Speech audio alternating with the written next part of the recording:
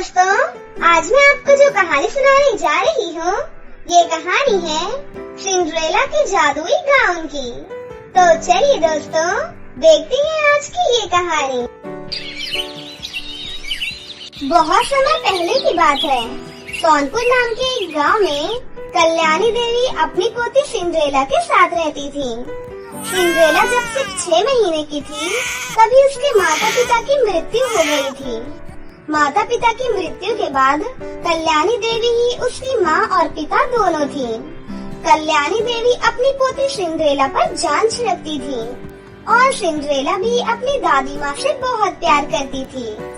बचपन से ही सिंड्रेला दिखने में बहुत खूबसूरत थी।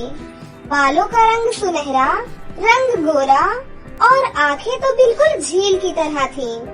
घर चलाने के लिए और अपनी पोती का पेट पालने के लिए कल्याणी देवी लोगों के घरों में झाड़ू पोछा लगाने का काम किया करती थी। अब सिंड्रेला बड़ी हो चुकी थी, इसलिए कल्याणी देवी को उसकी शादी की चिंता सताने लगी थी। वो अक्सर मन में एक ही बात सोचा करती थी, पोती जवान हो गई है, उसकी शादी की उम्र निकली जा रही है, पता नहीं उसकी शादी मैं कब करवा पाऊंगी। गरीबी के कारण कोई शादी के लिए हाँ ही नहीं करता है। हे माता रानी, मेरी बच्ची के लिए कोई पढ़ा लिखा और समझदार लड़का भेज दो, उसकी अच्छे घर में शादी करवा दो भगवान। तभी वहाँ पर सिंड्रेला आती है और अपनी दादी माँ से कहती है, दादी माँ, आपको पता है हमारे पड़ोस वाली प्रिया है ना, अगले महीने उसकी शादी होने वाली है। अभी तो वो मुझसे भी छोटी है और उसके घर वाले उसकी शादी करवा रहे हैं। मुझे तो बहुत हंसी आ रही है। बेटी, हर माँ बाप यही सोचते हैं कि वो अपने बच्चों के लिए एक अच्छा जीवन साथी ढूंढे ताकि बच्चे जिंदगी भर खुश रह सके। दादी माँ, क्या लड़कियों को शादी करना जरूरी होता है? उन्हें क्यों माँ बाप को छोड़कर दूसरे घर जाना पड़ता है? बेटी, ये तो दुनिया का दस्तूर है, इसे कोई नहीं बदल सकता। देखना, मैं भी तेरे लिए एक राजकुमार जैसा लड़का ढूंढूंगी। लेकिन दादी माँ, मैं आपको छोड़कर कहीं नहीं जाऊंगी, मैं आपके साथ ही रहना चाहती हूँ, इसीलिए मुझे शादी वादी नहीं करनी है। चुप कर, ऐसी बातें नहीं करते। लड़कियों को शादी करके दूसरे घर जाना ही पड़ता है बेटी। मुझसे शादी वादी की बात मत किया करो दादी माँ। इतना कहकर सिंड्रेला घर के अंदर चली जाती है और खाना खाकर सो जाती है। सिंड्रेला को सोता हुआ देख कल्याणी देवी सोचती है, कितनी मासूम है मेरी बच्ची, इसको दुनियादारी के बारे में तो कुछ भी नहीं पता है। हे माता रानी, कोई तो रास्ता दिखाओ, मेरी बच्ची के लिए कोई राजकुमार को भेज दो माता रानी। इतना कहकर कल्याणी देवी भी सो जाती है। फिर अगले ही दिन शहर से एक करण नाम का लड़का गांव घूमने आता है। करण शहर में पला बढ़ा 25 साल का एक नौजवान लड़का था। वो दिखने में भी बहुत खूबसूरत था, साथ ही दिल का भी बहुत अच्छा था। उसने हमेशा से शहर की भीड़ भाड़ वाली जिंदगी ही देखी थी, इसलिए गांव की सुंदरता और शांति देखने आया था। वो जैसे ही गांव में आता है, उसे सबसे पहले कल्याणी देवी दिखती हैं। वो कल्याणी देवी से कहता है, नमस्ते दादी माँ। खुश रहो बेटा, कौन हो तुम? मैंने तो तुम्हें नहीं पहचाना। दादी माँ, मैं गांव घूमने आया हूँ, मैं शहर से आया हूँ। मैंने सुना था गांव बहुत खूबसूरत होता है, इसीलिए गांव घूमने आया हूँ। मुझे आपकी एक मदद चाहिए। कैसी मदद बेटा? मैं यहाँ किसी को नहीं जानता, क्या आप मेरे रहने और खाने का इंतजाम करवा सकती हैं? ये लो, कैसी बात कर दी तुमने।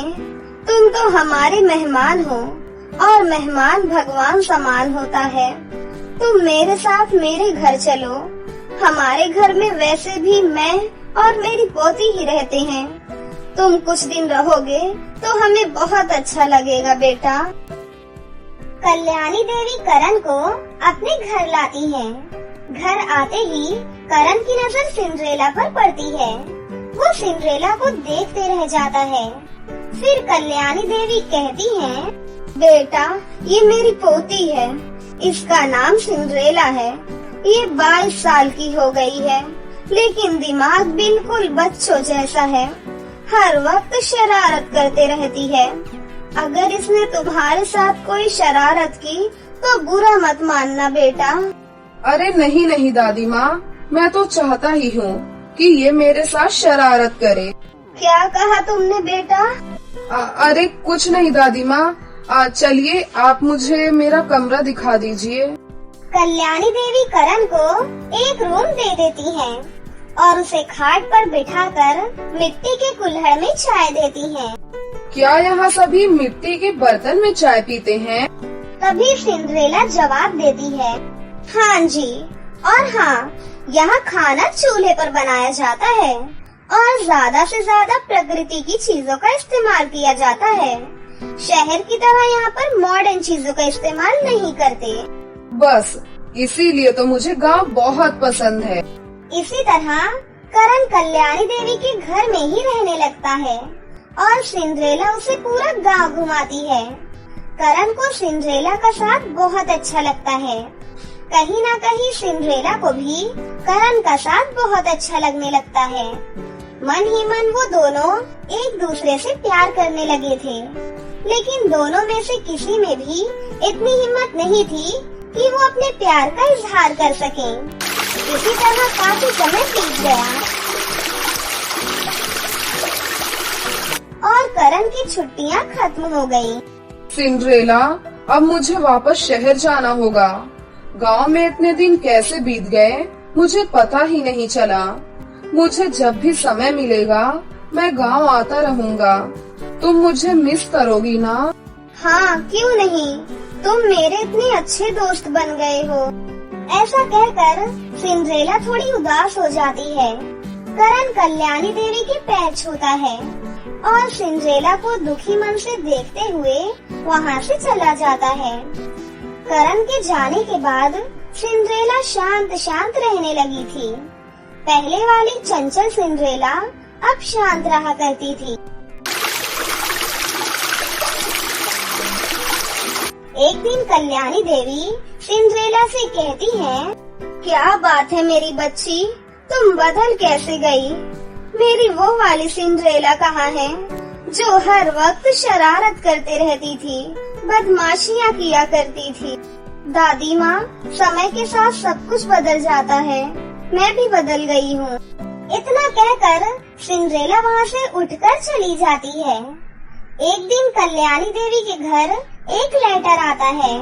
सिंड्रेला बेटी, जरा इसे पढ़ना तो, पता नहीं हमें किसने चिट्ठी भेजी है। सिंड्रेला लेटर पढ़ती है। वो लेटर करण का था। उसमें लिखा था कि अगले सोमवार को करण उन लोगों से मिलने आ रहा है। सिंड्रेला ये बात अपनी दादी माँ को बताती है। अब तो सिंड्रेला की खुशी का कोई ठिकाना ही नहीं था। वो बहुत खुश थी।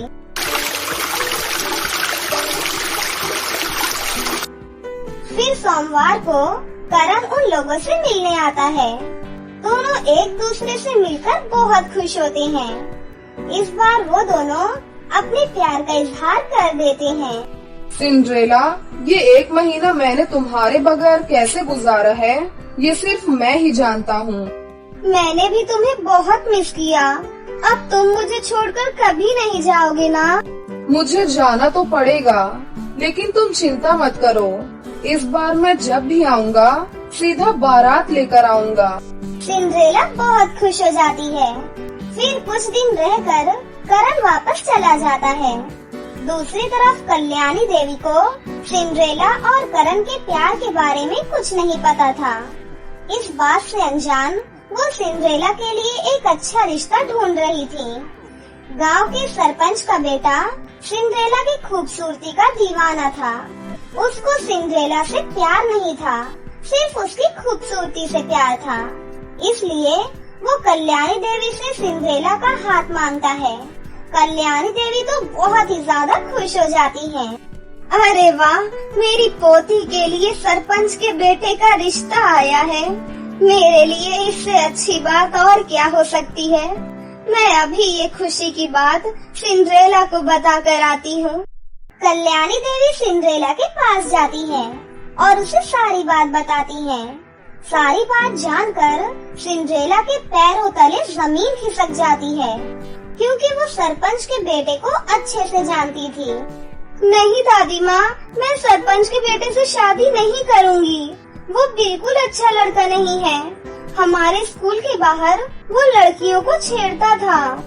कल्याणी देवी को लगता है कि सिंड्रेला शादी नहीं करना चाहती, इसलिए वो ऐसा बोल रही है। तुम पागल हो गई हो क्या? तुम्हारे दिमाग में जो आ रहा है तुम बके जा रही हो। तुम्हारी शादी सरपंच के बेटे से ही होगी और अगले हफ्ते ही होगी। इतना कहकर कल्याणी देवी चली जाती है। सिंड्रेला को कुछ समझ में नहीं आता कि अब वो क्या करे। वो करण को चिट्ठी लिखती है। उस चिट्ठी में सिंड्रेला सब कुछ लिखती है और उसे डाकघर में दे आती है। जब उसकी चिट्ठी करण तक पहुंचती है तो करण भी परेशान हो जाता है और बिना समय गवाए तुरंत गांव पहुंच जाता है और सिंड्रेला से कहता है, सिंड्रेला, मुझे लगता है हमें दादी माँ को सब कुछ बता देना चाहिए। लेकिन मुझे बहुत डर लग रहा है, कहीं दादी माँ कुछ गलत न समझ जाए।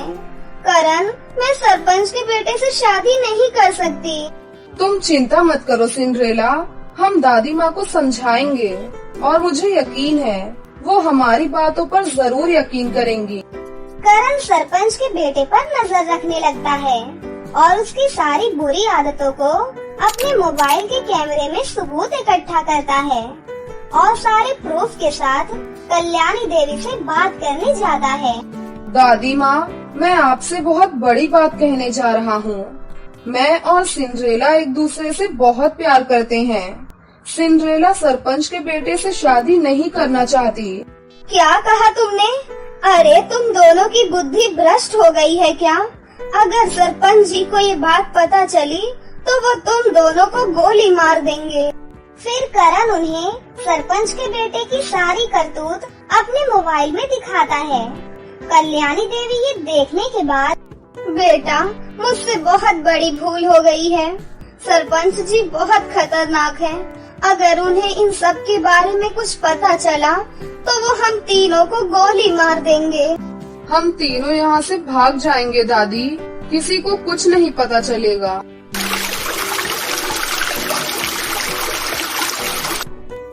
उसी रात करण, कल्याणी देवी और सिंड्रेला अपना सामान बांधकर भागने लगते हैं। लेकिन तभी सरपंच के कुछ आदमी उन्हें देख लेते हैं और उन्हें पकड़ लेते हैं और एक कमरे में कैद कर देते हैं। हम तो और ज्यादा फंस गए। कल सुबह तक सरपंच को सब कुछ पता चल जाएगा और वो हम तीनों को मार डालेगा। हे माता रानी, अब आप ही हमारी मदद कीजिए। मैं अपनी पोती को गलत हाथ में नहीं जाने दे सकती। मैं उसके बारे में कुछ नहीं जानती थी, इसलिए मैंने उससे शादी के लिए हाँ की थी। माता रानी, मेरी बच्ची को बचा लीजिए, उसके प्यार को बचा लीजिए। तभी वहाँ पर एक तेज रोशनी होती है और एक जादुई गाउन प्रकट होता है। तभी उस गाउन से आवाज आती है, कल्याणी देवी, तुम चिंता मत करो। तुमने हमेशा माता रानी की पूजा की है। मुझे माता रानी ने ही भेजा है। मैं तुम तीनों को कुछ नहीं होने दूंगी। सिंड्रेला, तुम मुझे पहन लो। उसके बाद तुम एक जादुई लड़की में बदल जाओगी। फिर तुम जो चाहोगी, जैसा चाहोगी, वैसा ही होगा। फिर सिंड्रेला उस गाउन को पहन लेती है। गाउन के पहनते ही उसे एक शक्ति का एहसास होता है और वो कहती है, मैं चाहती हूँ हम तीनों यहाँ से बाहर निकल जाएं। सिंड्रेला के इतना कहते ही वो लोग उस कैद से बाहर निकल जाते हैं और सरपंच का खतरा उन पर से टल जाता है। फिर वो तीनों जादुई गाउन की मदद से सही सलामत शहर पहुँच जाते हैं। दादी माँ, आपका बहुत बहुत शुक्रिया। आपने हमें समझा। बेटा, मैं तुम्हें बहुत अच्छे से जानती हूँ। तुम मेरी पोती को बहुत खुश रखोगे। जीवन भर मेरी पोती का साथ देना बेटा। हाँ दादी माँ। उसके बाद कल्याणी देवी करण और सिंड्रेला की शादी करवा देती हैं। फिर वो तीनों शहर में ही अपना जीवन हंसी खुशी गुजारने लगते हैं।